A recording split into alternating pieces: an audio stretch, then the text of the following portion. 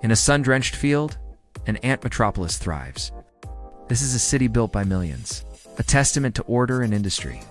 For generations, this sprawling mound has been home to a colony of black ants. Life flows in predictable, efficient streams. Soldier ants, the stoic guardians, stand sentinel at the entrances, their antennae twitching, sensing the world. But today, the world is about to change. High above, something ominous gathers. The sky, once a brilliant blue, turns a bruised purple. Storm clouds, heavy and dark, boil in the atmosphere, signaling a coming cataclysm. The ants, busy with their daily tasks, are oblivious to the impending disaster about to wash their world away. Suddenly, the sky opens. Rain falls not in drops, but in a deluge. For the tiny inhabitants of the anthill, it's a biblical flood. Water, a relentless churning torrent, crashes through the intricate network of tunnels. The very walls of their home, built with generations of care, begin to dissolve into mud and chaos. Panic erupts in this subterranean nightmare. Worker ants scramble against the rising tide. Their most precious cargo, the future of the colony, they frantically grab the translucent white pupae. The next generation is desperately trying to carry them to higher ground as their world collapses around them. It is a desperate race, a fight for survival against an unstoppable force of nature. Deep within the heart of the dying city, in the royal chamber, the queen, massive, vulnerable. The very soul of the colony is in mortal danger. As the chamber floods, her elite guard, the strongest and most loyal, spring into action. They don't hesitate. They physically lift their monarch, a living raft of bodies, pushing and guiding her towards a hidden emergency exit. Outside, the surface is chaos. A stream of refugees pours from a dozen small holes. A desperate exodus.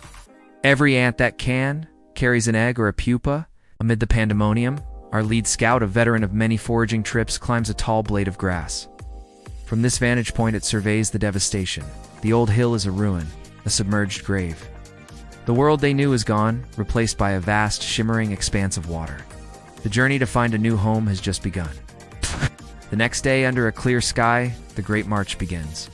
The survivors form a living river of black, a single, unified entity stretching 4 meters across the garden path. They are a colony on the move, driven by the singular purpose of survival, but their path is fraught with peril. They soon arrive at an obstacle of epic proportions, a deep crack in the concrete sidewalk. To them, it is a grand canyon, a chasm too wide to cross and too deep to descend. The column halts. The lead scout moves to the edge, its antennae probing the sheer drop. The gap seems insurmountable. Exhausted refugees can go no further. How can they possibly cross this great divide? Faced with an impossible obstacle, the ants do something extraordinary. This is not chaos. It is a stunning display of collective intelligence. One by one, ants at the front of the column begin to link their bodies, gripping each other with powerful mandibles and hooked legs. They form a living chain, stretching out over the void. More ants join, reinforcing the structure until a sturdy, undulating bridge of living bodies spans the chasm. The signal is given. The rest of the colony, a slow-moving procession carrying the precious eggs and guiding the queen, begins to cross. They march safely across the backs of their selfless bridge-mates, a powerful testament to the idea that together, they are stronger than any single individual.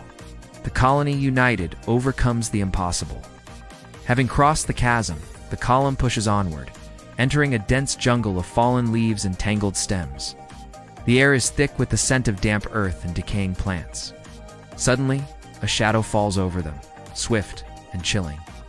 The entire column freezes in an instant, a silent, coordinated halt. The lead scout is motionless, antennae pointed towards the sky. What new terror has found them?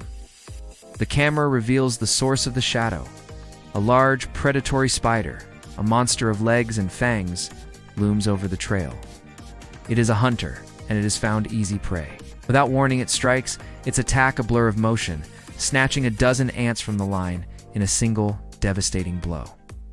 The attack galvanizes the colony's protectors. Soldier ants, the warrior caste, instantly break formation. They don't run, they charge. In a wave of black fury, they swarm the predator, a suicidal yet calculated sacrifice. They latch onto the spider's legs and body, biting with all their might, distracting the behemoth with their ferocious assault. It's a chaotic, desperate battle, a fight of the many against the one. This act of self-sacrifice is not in vain. While the soldiers engage the enemy, creating a vital diversion, the main column, the queen and the nursery workers at its heart, bypasses the fight at high speed. Protected by the sacrifice of their bravest, the future of the colony rushes past the danger, leaving their fallen comrades behind. The march must go on.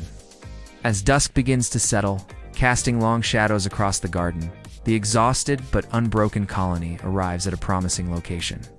At the base of a giant oak tree, its ancient roots creating a natural shelter, is a patch of soft, high ground. It's a natural fortress, safe from the threat of another flood. The lead scout, the pathfinder who has guided them through every trial, moves to the center of this patch of earth. It digs its mandibles into the soil, tasting it, sensing its texture, its moisture, its stability. After a moment of careful consideration, it turns and sends a series of signals to the queen and the others. The message is clear: the journey is over. This is the place. This will be their new home. Under the soft light of the moon, a new city is born. A frenzy of creation seizes the colony.